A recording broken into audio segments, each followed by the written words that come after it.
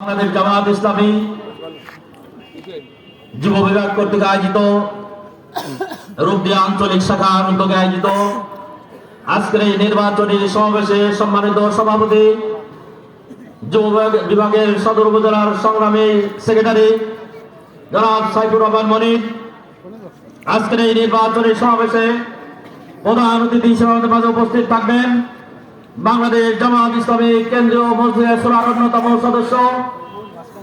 বাগারপাড়া অভয়নগর বসুন্ধরা নির্বাচনী এলাকার আগামী দিনের সংসদ সদস্য প্রার্থী বাংলাদেশ জামাত ইসলামী যশোর জেলা শাখার সংগ্রামী আমির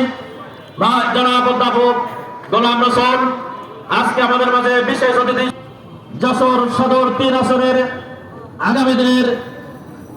নির্বাচিত মনোনীত সংসদ সদস্য পদপ্রার্থী সাবেক ভিপি এমএম কলেজ ভিপি জনাব আব্দুল কাদের। বিশেষ অতিথি হিসেবে আমাদের মাঝে আরো উপস্থিত আছেন বাংলাদেশ জামাত ইসলামী যশোর জেলা শাখার সংগ্রামী সহকারী সেক্রেটারি অধ্যাপক গোলাম কুদ্দুস, সদর উপজেলা বিভিন্ন পর্যায়ের নেতৃবৃন্দ, নরেন্দ্রপুর কচুয়া সহ